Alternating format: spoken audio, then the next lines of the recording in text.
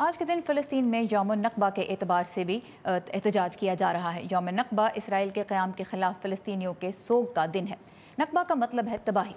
14 مئی 1948 کو عالمی صہیونی تنظیم اور جوئش ایجنسی فار پیلسٹائن کے سربراہ ڈیوڈ بن گورین نے اسرائیل کے قیام کا اعلان کیا تھا، جو رات 12 بجے فلسطین پر برطانوی مینڈیٹ کے اختتام کے ساتھ ہی قائم ہو گئی تھی۔ اس کے بعد عرب اسرائیل جنگ ہوئی، جس کے نتیجے میں 7 لاکھ فلسطینی اپنے گھر بار چھوڑنے پر مجبور ہو گئے۔ ان پناہ گزینوں کی نسلیں آج بھی وطن واپسی کی منتظر ہیں۔ یوم النکبہ 1998 سے منایا جا رہا ہے۔ گزشتہ 6 ہفتوں سے فلسطینی اسرائیل کی سرحد کے قریب وطن واپسی کے حق کے لیے بھی مظاہرے کر رہے ہیں، جن میں پہلے ہی اسرائیلی فائرنگ سے درجنوں افراد ہلاک ہو چکے ہیں۔ اور اسرائیل فلسطین تنازع کے مرکز میں ہے یروشلم، جہاں یہودیوں، عیسائیوں اور مسلمانوں کے مقدس مقامات واقع ہیں۔ یروشلم کے مغربی حصے پر اسرائیل کی عملداری 1949 سے ہے، جبکہ اس وقت مشرقی حصے کا انتظام اردن کے پاس تھا۔ 1967 کی عرب اسرائیل جنگ کے بعد شہر کا مشرقی حصہ بھی اسرائیل کے قبضے میں آ گیا۔ بین الاقوامی برادری یروشلم پر اسرائیل کی یک طرفہ عملداری تسلیم نہیں کرتی، اور 1993 کے اوسلو امن معاہدے کے مطابق شہر کے کنٹرول کا فیصلہ امن مذاکرات کے آخری مراحل میں ہونا ہے۔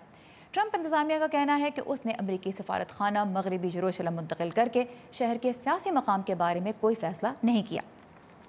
لیکن امریکہ کے اس فیصلے سے جو صورتحال پیدا ہوئی ہے، اس کے لیے اب ذمہ دار کون ہے، اور اس کے علاوہ جو اس وقت ہم پرتشدد واقعات دیکھ رہے ہیں ان میں کمی کیسے لائی جائے گی، اسی بارے میں ہم بات کریں گے ہمارے آج کے مہمان سے، ڈاکٹر مقتدر خان، جو کہ امریکہ کی ڈیلاویئر یونیورسٹی میں مسلم دنیا اور امریکہ کے تعلقات کے ایک ماہر ہیں۔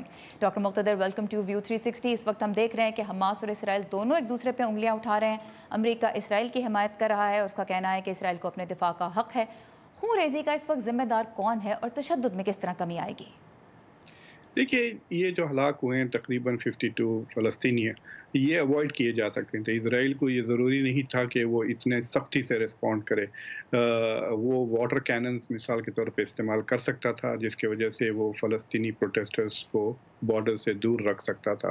تو لیکن انہوں نے لائیو آرمر اور ایمینیشن وغیرہ کا استعمال کر کے تقریباً 1600 سے زیادہ لوگوں کو انجر کر دیا ہے اور 60 کو مار ڈالا ہے۔ یہ ضرور ایکسیسو ہیومن رائٹس وائلیشنز بھی ہے، اس کو وار کرائمز بھی آپ کہہ سکتے ہیں۔ اس کا انتظام پہلے سے کر سکتے تھے، ان کو پتا تھا کہ کیا اس پہ کسی قسم کی آزادانہ تحقیقات کی توقع کی جا سکتی ہے؟ نہیں، یہ تو بالکل نہیں۔ انٹرنیشنل ریلیشنز میں کوئی نہیں ہوگا۔ امریکہ ہر کوشش کو ویٹو کر دے گا یونائٹڈ نیشنز میں۔ یورپ کے طرف سے کوئی بات چیت نہیں ہوگی۔ مسلمان دنیا میں تو کچھ بھی نہیں ہوگا۔ دیکھنا، ایک ہفتے کے بعد سے میں آپ کو بتاتا ہوں، سب لوگ اس مسئلے کو بھول جائیں گے اور پھر وہ ایران کے پیچھے لگ جائیں گے اور مسلمان دوسرے مسلم کنٹریز کے اوپر بمباری شروع کر دیں گے، سعودی عربیہ، یمن میں، ترکی، سیریا میں وغیرہ۔ تو آپ نے مسلمان ملکوں کی بات کی۔ عرب لیگ کل ایک اجلاس منعقد کر رہی ہے، جس میں امریکی سفارت خانے کی اس منتقلی کے بارے میں بات ہوگی۔ امریکہ کے اہم اتحادی ہیں، یا آپ سعودی عرب دیکھ لیں، مصر ہے، اردن ہے، اس کے علاوہ ترکی بھی، یہ سب اہم اتحادی ہیں۔ اور اس کے باوجود ہم یہ دیکھ رہے ہیں کہ اسرائیل فلسطین تنازع کے حل میں بھی یہ کوئی بڑی پیش رفت حاصل نہیں کر پائے، خاص طور پہ عرب ممالک۔ اور اس کے علاوہ جو سفارت خانے کی منتقلی تھی، اس میں بھی صدر ٹرمپ کا ذہن بدلنے میں یہ کوئی اہم کردار نہیں ادا کر سکے۔ کیا وجہ ہے؟ ایک مسلم دنیا بہت کمزور ہے اور ڈیوائیڈڈ ہے، دوسری ان کے پاس کوئی لیوریج ہی نہیں ہے۔ ترکی نے ایمبیسڈر سعودی عرب، اسرائیل سے اور امریکہ سے وڈرا کر لیا، لیکن ایک بھی عرب ملک نے ان کے ایمبیسڈر کو واشنگٹن سے وڈرا نہیں کیا۔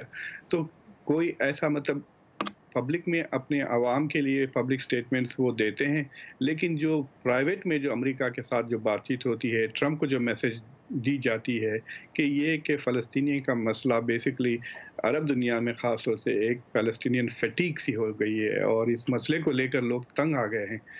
یہ حل بھی نہیں ہوتا، اور مسلسل پبلک اوپینین میں مسلم حکومتوں کے لیے یہ ایک پرابلم بنا ہوا ہے۔ آلرائٹ، ڈاکٹر مقتدر خان ہمارے ساتھ تھے ڈیلاویئر یونیورسٹی سے۔ آپ کے وقت کا بہت شکریہ۔